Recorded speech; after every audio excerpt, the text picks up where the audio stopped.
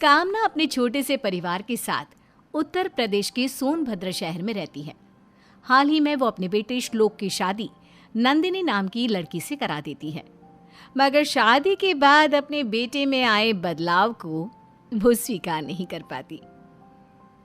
बेटा श्लोक, आज तो ऑफिस से घर इतनी जल्दी कैसे आ गया? क्या करता माँ, नंदिनी जिद कर रही थी तो आना पड़ा। तो क्या बहू रोज ऑफिस से जल्दी आने को बोलेगी और तू आ जाएगा? अब ऐसी बात नहीं है माँ, दरअसल वो चाहती है कि आज हम कहीं बाहर घूमने चले, तो बस इसीलिए मैं मना नहीं कर पाया और आ गया। श्लोक की ये बातें कामना को जरा भी रास नहीं आती और वो बिना कुछ बोले अपने कमरे में चली जाती हैं। माँ के इस व्यवहार को देखकर श्लोक भी सोच में पड़ जाता है।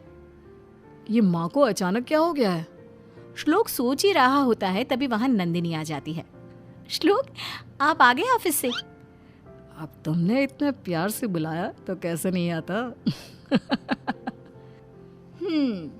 तो श्लोक साहब, आज हम डिनर भी बाहर ही करेंगे।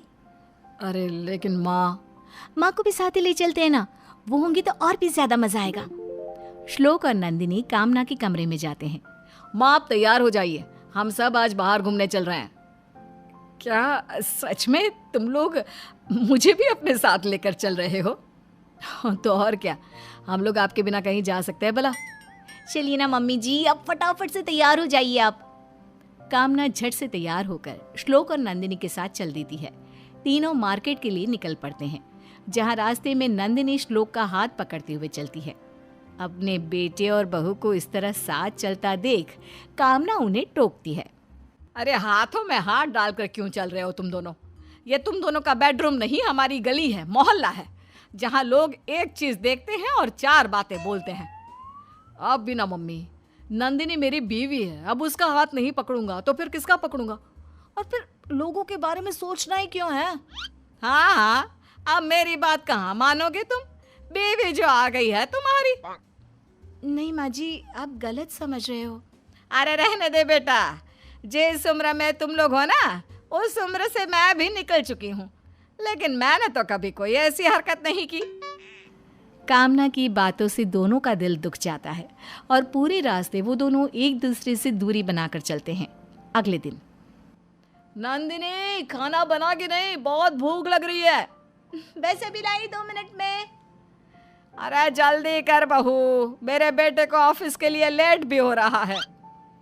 कामना आगे कुछ बोलती इससे पहले ही नंदिनी सभी के लिए खाना ले आती है। सॉरी, आज तुम्हें ऑफिस के लिए देर हो गई। वो क्या है ना, मैं आज तुम्हारे पसंद की पाव भाजी बना रही थी। आज से पहले मैंने कभी बनाई नहीं ना, इसलिए थोड़ा टाइम लग गया। एक पाव भाजी बनाने में तूने इतने घंटे लगा दिए। अरे मुझसे बोल दिया होता, मैं बना देती अपने बच्चे के लिए पाव भाजी। वैसे भी ना श्लोक को सिर्फ मेरे हाथ की पाव भाजी ही पसंद है, किसी और की पाव भाजी की तरफ तो वो देखता तक नहीं। कामना की इन बातों से एक बार फिर नंदिनी निराश हो जाती है। तभी नंदिनी को दुखी देख श्लोक कहता है, माँ अब ये क्या बोले जा रही हैं? नंदिनी प्लीज जल्दी से खाना दे दो, फिर मुझे ऑफिस के लिए भी तो निकलना है। नंदिनी श्लोक और अपनी सास के लिए खाना लगाती है। नंदिनी, तुम्हारे हाथों में तो सचमुच जादू है। मैंने आज से पहले कभी इतनी स्वादिष्ट पाव भाजी नहीं खाई है ना माँ? माँ जी, आपने तो खाया ही नहीं, जल्दी से खाकर बताइए ना कैसी लगी आपको मेरी पाव भाजी। हाँ माँ, नंदिनी ने सच में बहुत टेस्टी पाव भाजी बनाई है, एक बार खाकर तो देखिए। नहीं बेटा, मुझे भूख नहीं लग रही, बाद में खा लूंगी मैं। क्या हुआ माँ, कोई बात है क्या? आप कुछ नाराज सी लग रही हैं। नहीं बहू, ऐसी कोई बात नहीं है। तो जाकर श्लोक के ऑफिस का टिफिन पैक कर दे, मैं जरा अपने कमरे में जाकर आराम करती हूँ। नंदिनी को अपनी सास की बातों में हल्का सा रूठापन नजर आता है, लेकिन वो अपनी सास में आए इस बदलाव का कारण नहीं समझ पाती। इसी तरह कुछ दिन बीत जाते हैं। अब कामना को अपने बेटे के मुंह से नंदिनी की तारीफ सुनना जरा भी अच्छा नहीं लगता। एक दिन, अरे कामना बहन, कैसी हो? आज तो बड़े दिनों बाद दिखी। अब क्या बताऊं तुम्हें, आजकल तो कहीं जाने का मन ही नहीं करता। सारा दिन बस बिस्तर पर ही आराम करती रहती हूँ। सच में बहन, तुम्हारा तो भाग्य चमक गया नंदिनी जैसी बहू पाकर। और एक मेरी बहू को देख लो, बिस्तर तो छोड़ो, सोफे पर भी चैन से नहीं बैठने देती। कामना और शालिनी बात कर रहे होते हैं, तभी उधर नंदिनी भी आ जाती है। वो पीछे खड़ी होकर उनकी बातें सुनने लगती है। हाँ, इस मामले में तो मेरी बहू बहुत अच्छी है, पर क्या? कोई बात है क्या? और तू इतनी दुखी क्यों लग रही है? अरे नहीं नहीं, बस ऐसे ही, कोई खास बात नहीं है। अब बता भी दे कामना, क्या पता मैं तेरी कोई मदद कर सकूं। तुम्हें पता है, जब से नंदिनी मेरे घर में आई है ना, तब से श्लोक पहले जैसा नहीं रहा। अब वो बहुत बदल चुका है, और तो और अब उसे मेरे हाथ का खाना भी पसंद नहीं। दिन रात जब देखो बस अपनी बीवी के गुणगान करता रहता है। तू इस बात से परेशान है? तेरा लड़का तो तब भी ठीक है, जरा मेरे घर आकर देखियो किसी दिन, बीवी के पैर दबाता नजर आएगा तुझे मेरा बेटा। कामना आगे कुछ नहीं कहती, वो चुपचाप अपने घर लौट जाती है। वहीं उनके पीछे खड़ी नंदिनी अपने सास के दिल की बातें जानकर अचंभे में पड़ जाती है। उसे अपने कानों सुनी बातों पर यकीन नहीं होता। वो सोचने लगती है कि आखिर वो ऐसा क्या करे जिससे उसकी सास की शिकायतें दूर हो सके। नंदिनी, कहाँ हो तुम? देखो, मैं तुम्हारे लिए गिफ्ट लेकर आया हूँ। क्या है इसमें? तुम खोलकर खुद ही देख लो। नंदिनी गिफ्ट खोलकर देखती है। वाह, ये तो बहुत सुंदर नेकलेस है। मैं जानता था तुम्हें ये नेकलेस जरूर पसंद आएगा। अचानक से नंदिनी की नजर दूर खड़ी अपनी सास पर जाती है। उसे अपनी सास की कही बातें याद आ जाती है। श्लोक, ये तुम मम्मी जी को दे दो प्लीज। मैं क्या करूंगी इसका? तुम तो जानती ही हो मुझे इन सब का कुछ खास शौक भी नहीं है। तुम ऐसे क्यों बोल रही हो नंदिनी? क्या तुम्हें ये हार पसंद नहीं आया? हार ठीक है, पर कुछ खास भी नहीं है। मुझे ये ज्यादा पसंद नहीं आया। आप एक काम कीजिए ना, ये हार आप मम्मी जी को दे दीजिए। श्लोक गुस्से में अपना पैर पटकता हुआ वहां से चला जाता है। कुछ ही देर बाद नंदिनी सभी को खाने के लिए आवाज देती है। नंदिनी सभी की थालियों में खाना परोसती है।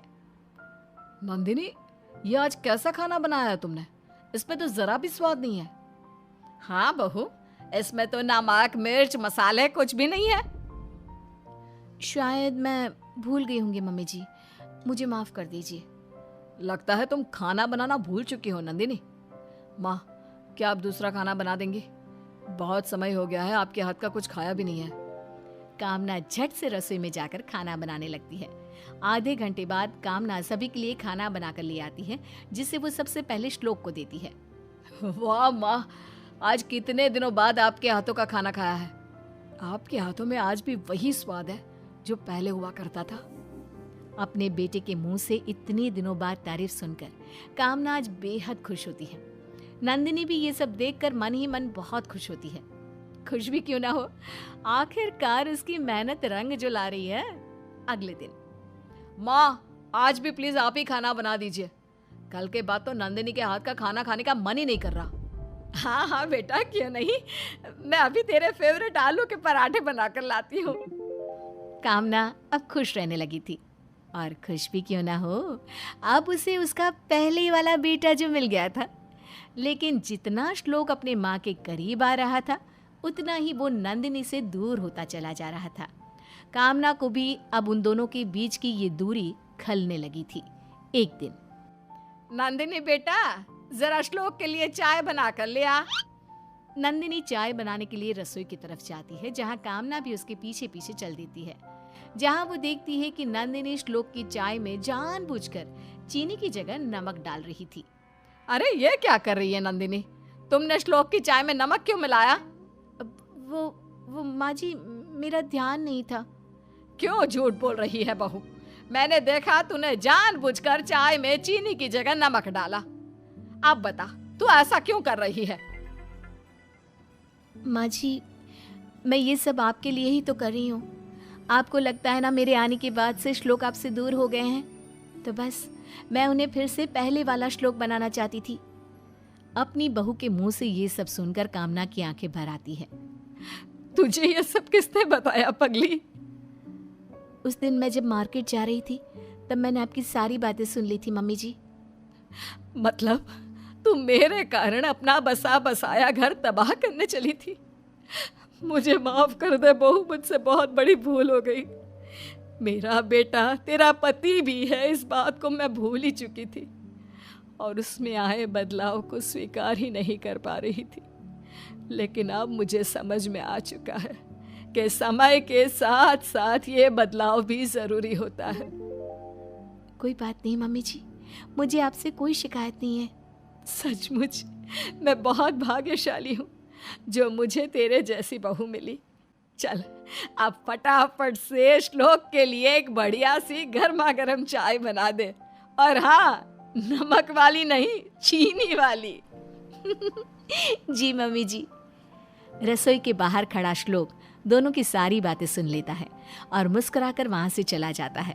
अब कामना जी को दोनों से कोई शिकायत नहीं होती और तीनों खुशी खुशी साथ रहते हैं।